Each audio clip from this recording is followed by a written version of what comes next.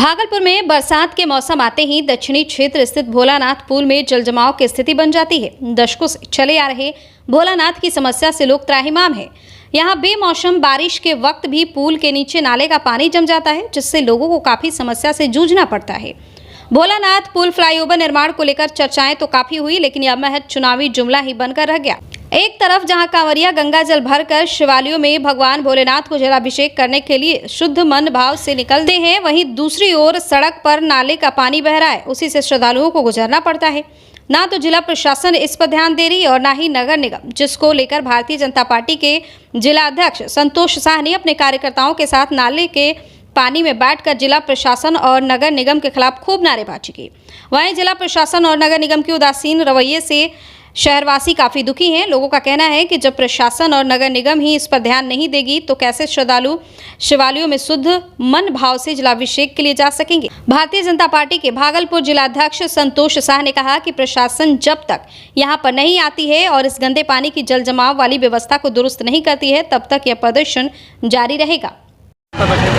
आज देख रहे हैं कि सावन के पवित्र महीने में भागलपुर के गंगा जल में स्नान कर कामत्रिया पवित्र भाव से जल लेकर बाबा दरबार बासुकीनाथ और गोड्डा जाते हैं, और जबकि आपके प्रशासन को आपके चैनलों के द्वारा यह जो नाले गंदे का नाली पानी बह रहा है सड़कों पर, उसको दिखाया गया, लेकिन प्रशासन की ओर से कोई व्यवस्था नहीं की गई और हिंदू आस्था को, हमारी धार्मिक आस्था को ठेस पहुंचाने का काम किया गया। ऐसी गूंगी बहरी सरकार, ऐसे प्रशासन के लोग और नाला उड़ाई के नाम पर जो करोड़ों ढकार जाते हैं, ऐसे नगर निगम प्रशासन के लोग, जिनकी निकम्मेपन का नमूना है कि आज यह नाले का पानी सड़कों पर बह रहा है। हमारे कमरिया को इस गंदे पानी से होकर गुजरना पड़ रहा है। बाध्य होकर हम लोगों को गंदे नाली के पानी में बैठकर प्रशासन को जगाने का काम, झकझोरने का काम करना पड़ रहा है। जब तक निगम प्रशासन के लोग यहाँ आकर इसके समाधान की बात नहीं करते हैं, तब तक हम लोग यहाँ पर धरने पर बैठे हुए हैं। कमरिया की आस्था को हम लोग भंग नहीं होने देंगे।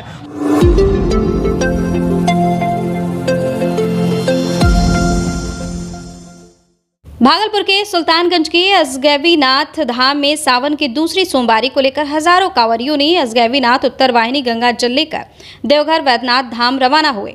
आपको बता दें कि बिहार, झारखंड, बंगाल, नेपाल सहित अन्य जगहों के कांवरिया बाबा भोलेनाथ को प्रसन्न करने के लिए तरह तरह के रूप और कांवर एवं दंड देकर बाबा भोलेनाथ को जल चढ़ाने के लिए बोल बम हर हर महादेव के साथ नारे लगा रहे हैं और असगैवीनाथ धाम से वैद्यनाथ धाम के लिए रवाना भी हो रहे हैं। वहीं शिव भक्तों ने बताया कि बाबा भोलेनाथ हम सबों की सारी मनोकामनाएं पूर्ण करने पर हर वर्ष की तरह इस वर्ष भी असगैवीनाथ धाम से गंगा जल लेकर देवघर वैद्यनाथ धाम पैदल यात्रा और वाहन यात्रा करते हैं। इसको लेकर जिला प्रशासन के निर्देश पर सभी विभाग के द्वारा असगैवीनाथ धाम से कच्ची कांवरिया पथ में देर रात सुरक्षा व्यवस्था और स्वास्थ्य व्यवस्था सहित अन्य व्यवस्था के पुख्ता इंतजाम किया गया है, जिससे बाहर से आने वाले शिव भक्त कांवरियों को कोई परेशानी न हो सके। क्या मानते हैं बाबा के दरबार इस तरह का जो वजन का कांवर लेके जा रहे हैं? ऐसा ही कुछ ना मांगना कुछ नहीं, बस अपना परंपरा है जो जा रहे हैं घूमने। पहली यात्रा के साथ से जा रहे हैं? पहली यात्रा है। इसके पहले भी गए थे वजन लेके?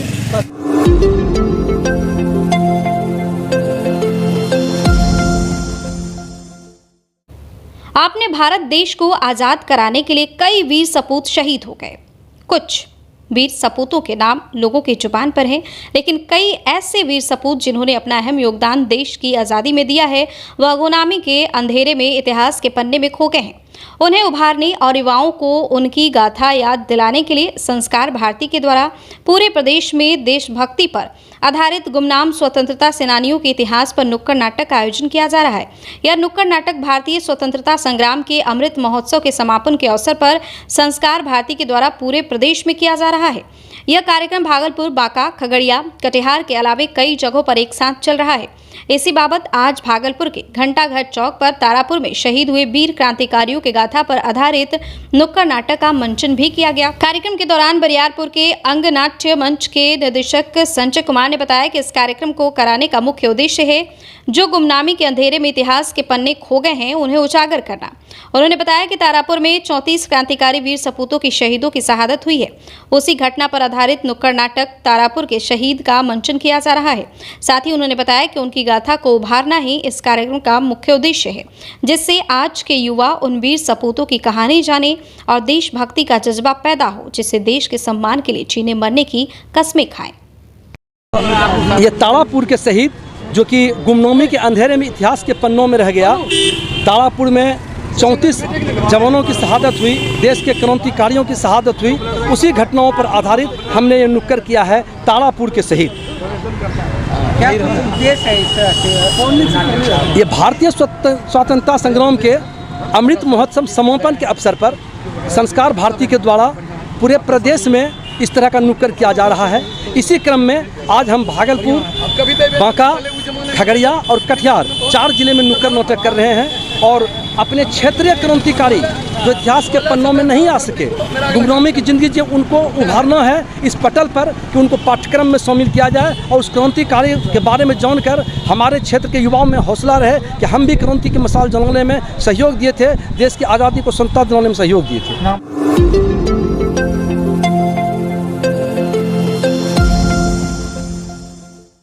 भागलपुर के सुल्तानगंज के असगैवीनाथ धाम में सावन की दूसरी सोमवारी को लेकर रविवार को पूर्व केंद्रीय मंत्री जयप्रकाश नारायण यादव सब परिवार के साथ असगैवीनाथ धाम पहुंचने पर राजद के सैकड़ों कार्यकर्ताओं ने भव्य स्वागत किया। इस दौरान पूर्व केंद्रीय मंत्री जयप्रकाश नारायण यादव ने अपने परिवार और राजद कार्यकर्ताओं के साथ हर वर्ष की भांति इस वर्ष भी कांवरिया मार्ग में निःशुल्क सेवा शिविर लगाकर हजारों कांवरियों को सेब, केला, फल का वितरण किया।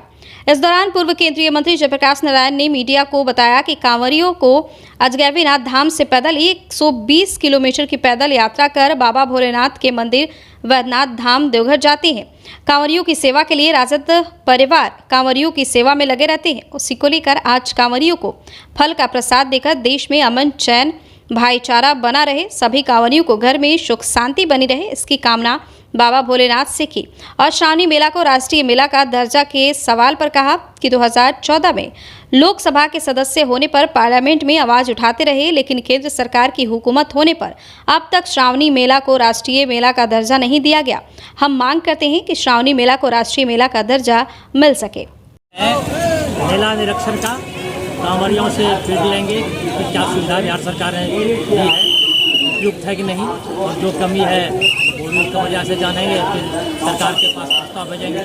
और परिवार के साथ आ रहे हैं तो कांवरियों के बीच आज रविवार है, जहाँ कांवरियों को फल का वितरण करेंगे। किनका स्वागत के लिए आप लोग खड़े हैं? किनका स्वागत के लिए आप लोग खड़े हैं? हाँ, हम खड़े हैं, सब हम लोग उनके कार्यकर्ता है, स्वाभाविक है। हमारे माननीय अध्यक्ष हैं जिला उपाध्यक्ष यादव है और हमारे यूथ के अध्यक्ष है। उत्तर वाहिनी गंगा सुल्तानगंज